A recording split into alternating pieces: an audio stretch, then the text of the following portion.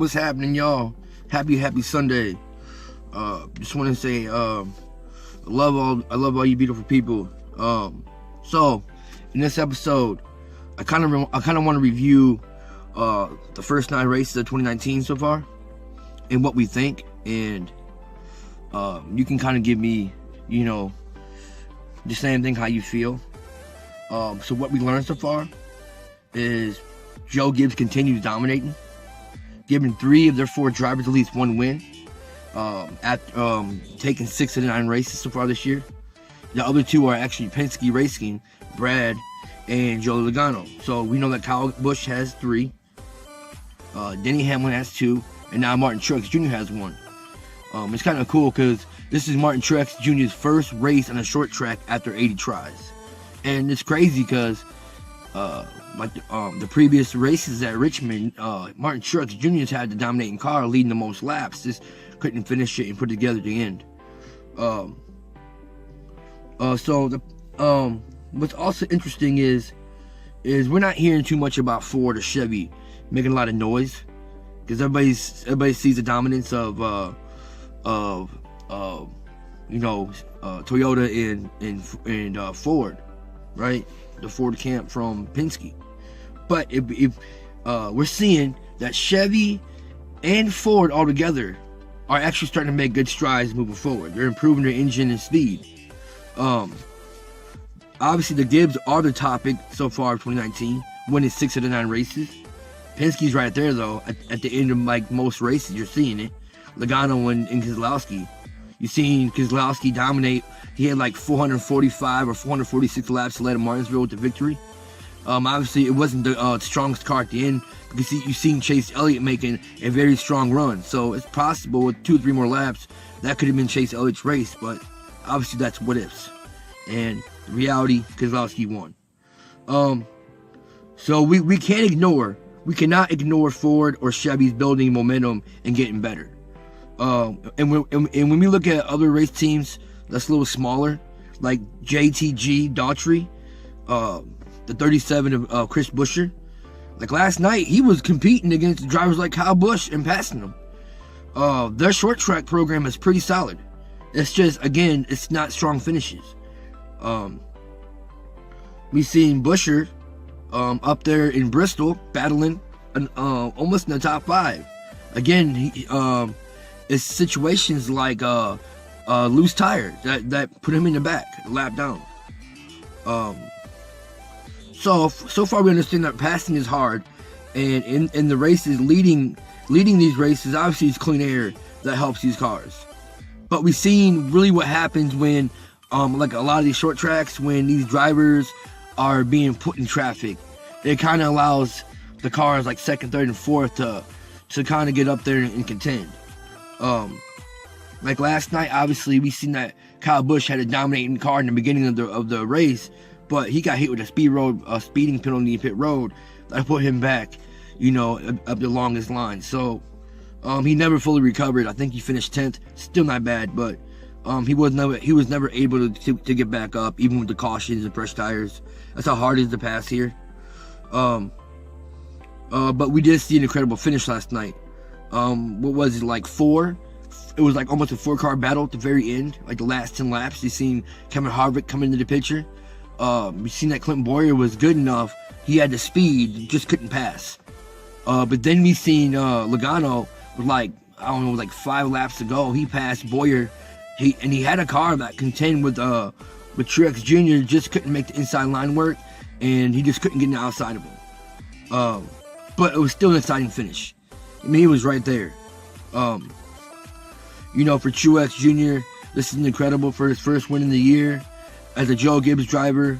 Obviously, the 19 isn't as strong as we've seen the 78 in the last couple years. So, that's kind of what it is right now. It's learning the new car. He has the same crew chief. So, it's just working with a new team. It's definitely not the same as the 78 having the same, but I still think that Truex Jr. Could have a pretty solid year. We're seeing the same for Buescher.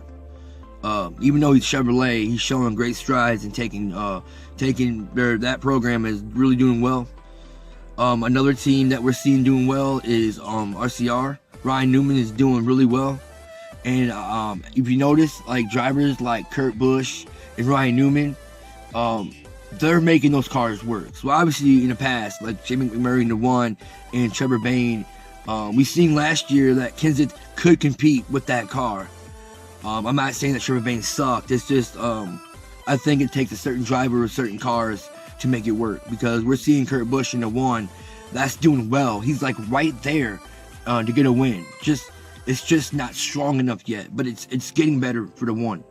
And you know that the Kyle Larson, man, he's usually good, but the last 3 races have really hurt him. He did not finish last night, obviously. Let's see, he finished 19th at Bristol and had a DNF at Texas. I mean, it's the little things that's hurting him. So when you rub and rubbing his racing and you're going side by side with cars like last night, what happened to Kyle Larson? It cut his tire down and it crinkled up one of his fenders. Pretty much what happened when he came down pit road and got fresh tires. The fender obviously wasn't all the way pulled out because it cut down his tire again, which sent him in the wall. So Kyle Larson has an awesome teammate in Kurt Busch, and I think Kurt Busch now being that leader of that team could really help Kyle Larson really build and help him better, because it really doesn't seem to matter what Kurt Busch drives. He's always been good, and even back when he was driving the 78, he still made the playoffs. Obviously the car was not that strong to compete for a championship, but you know how that is. So when we look at the Chevys and Fords right now, we'll take a look at a few of these drivers, and we'll start with Jimmy Johnson and Kurt Busch, both driving Chevy. So in the last 3 races, which is it was Texas, Bristol, and Richmond, he's having an average finish of 9th. First 6 races up to Texas, he was only averaging a 16.8 finish. Kurt Busch, after the last 3 past races, has an average finish of 7.3. The first 6 races, he was averaging a 9.6. Still pretty good, but he's improving. Now when we look at Fords, the past 3 races, Kevin Harvick is having a better finish of 6.3. The first 6 races, 8.8. We look at drivers like Clint Bowyer, which has been showing a strong car. His last 3 races, he's having an average finish of 4th. The first 6, a 15.8. So they're making strong strides. When we see Chevy drivers like Kyle Larson, the last 3 races, he's had 2 DNFs and a 19th place finish at Bristol. So he's averaging the past 3 races a 31.6 average finish. The first 6, it was a 11.1. So little things is obviously really crippling Kyle Larson at this point. Hopefully he gets some kinks out. Okay, so I want to talk about something else real quick. When we talk about drivers like Matthew Dedabetto, who just joined Levine Fame Racing, and we know that they just joined Toyota and in their camp. So when we look at his average start and finish this year, his average start is 21.3 and his average finish is 22.6. He's already led 49 laps, only has 1 DNF up to 9 races. Considering the fact that that's not bad. I mean, he has a brand new crew chief, Mike Wheeler, that came from the FedEx team with Denny Hamlin. And we know that Hamlin don't have no championships, but he's had still a pretty solid career. Now, when we look at Martin Truex Jr. transitioning from Michael Waltrip Racing over to Furniture Row, a lot of people don't probably know it, but they were with RCR at the time, and they're Chevrolet. His first 2 seasons with Furniture Row, they were RCR tied. His first year, he had no wins, led 1 lap. Talking about Truex Jr., had an average start of 20.1, an average finish of 20.2. So now we take a look at his 2015 stats, which improved immensely. He had 1 win. He led 567 laps. He had an average start of 12.5 and an average finish of 12.2. So I believe that year they finished 4th in the standings overall. So they made the Final 4, which is pretty good considering it's RCR.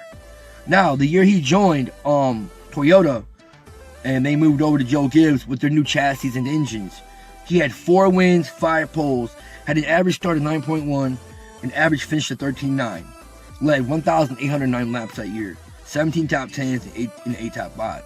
So I don't think it's fair that people would try to compare the Levine car to the transitioning Furnace Row. Obviously, Truex Jr. is a little better driver than Matthew DiBetto, but I take nothing from him.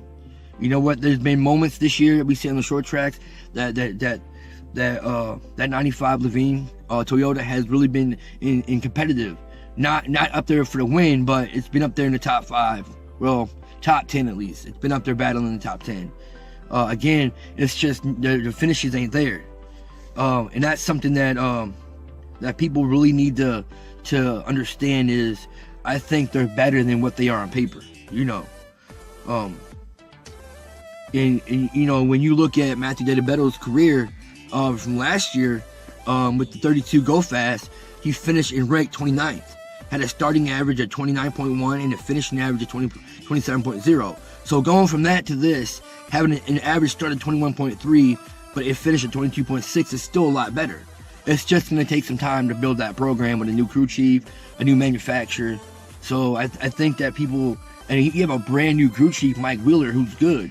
Maybe he ain't the best. He's not a Chad Knaus or one of them guys, but I do think that he'll bring a lot of knowledge to that team and help them get better. Maybe be a top 12 or a top 8 competitor in the playoffs. I mean, will we see that happen this year? Maybe. Will it take maybe a year to understand it? It's possible. So I think all they can do is prove at this point, because they do have the Toyota engines, and you're seeing how good they are this year. They might not be the fastest, but they are there when it counts. So talking about like the Joe Gibbs Racing. So again, we're seeing the Ford and Chevy make strides. They are competing against the other 2 Fords, which is Brad Keselowski, Logano, and the Toyotas. People have to understand that the Chevy and Fords have a lot of different little race teams. Toyota has only one. It's them and Levine. There's no other people. So they're pretty much working with each other. And we've seen at Daytona how strong the Fords were, and we've seen that Toyota and Chevy were working together and trying to beat, Stewart-Haas Racing. They're that good.